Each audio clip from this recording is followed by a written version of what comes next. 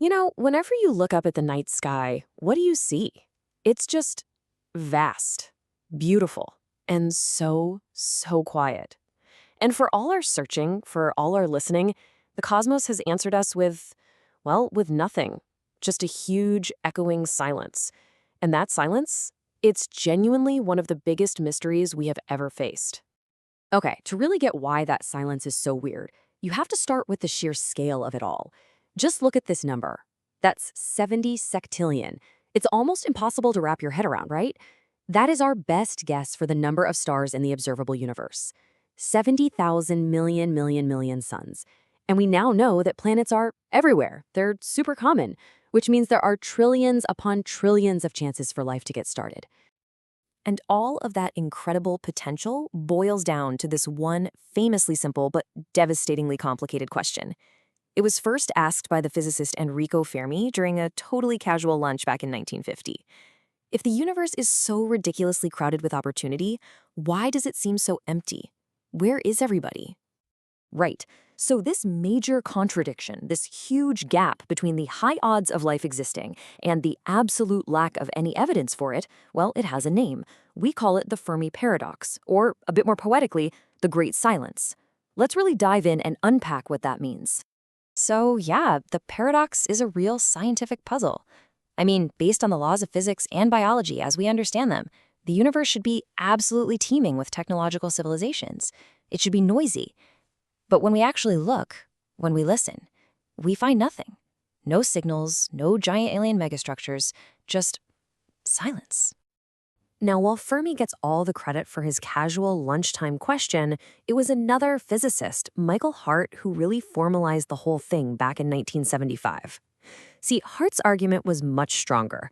He reasoned that any advanced civilization would eventually colonize the galaxy, and since they obviously aren't here, well, that must be proof they don't exist anywhere. And that's a much heavier and, frankly, a much more worrying claim to make. Okay, so to solve this cosmic mystery, let's think of ourselves as detectives. We're following a trail of clues, and our very first line of inquiry leads us to a pretty stark conclusion. Maybe the silence is there simply because there's no one else out there to make any noise. Maybe we really are alone. This whole idea is captured by a concept called the Great Filter. The theory goes that somewhere along the evolutionary line, from non-living stuff all the way up to a galaxy-spanning empire, there's at least one step that is just almost impossibly difficult to get past. So, if we are alone, it means that humanity has somehow, against all odds, already passed through that filter. One idea, the rare Earth hypothesis, suggests that the filter isn't just one single thing, but more like winning an improbable cosmic lottery over and over again. You need to be in just the right part of the galaxy, orbiting just the right kind of star, on a rocky planet with a huge moon to keep its climate stable, and with active geology to regulate your atmosphere for billions of years. You take away even one of those, and complex life might never get a chance. And even beyond the planet itself, the biological journey might be the real filter. I mean, just the jump from simple chemistry to the very first living cell, that's called abiogenesis, that might be astronomically rare. Or maybe it was the leap to complex cells, the building blocks of all animals and plants. Or maybe it was sexual reproduction, which totally supercharged evolution. Or just maybe the final, hardest step of all is the emergence of intelligence that can actually build a radio telescope. But what if we're not alone? Our second clue points to a totally different picture, that civilizations are actually common, but for whatever reason, we're just not seeing them. They're hidden from us. Think about it. Our search for extraterrestrial intelligence has mostly been us listening for radio waves. The same kind of inefficient, leaky broadcasts we were using 100 years ago.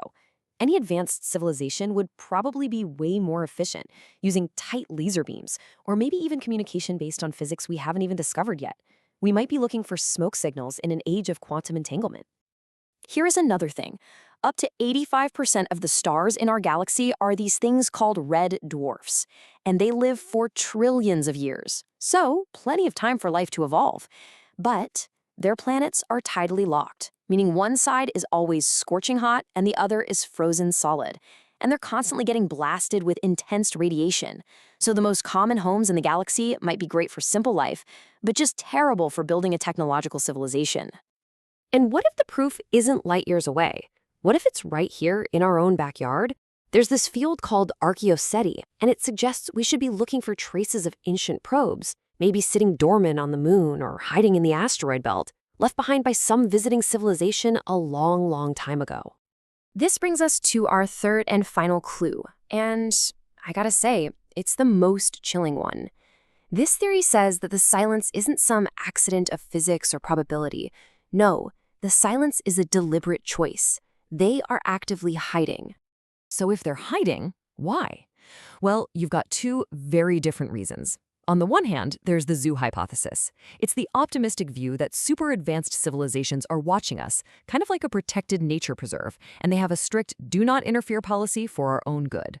But then you have its terrifying opposite, the dark forest hypothesis. It argues that the universe is an incredibly dangerous place, and the only smart move is to stay absolutely silent, because any civilization that reveals itself is immediately seen as a threat and eliminated. This quote just perfectly captures the terrifying logic of the dark forest.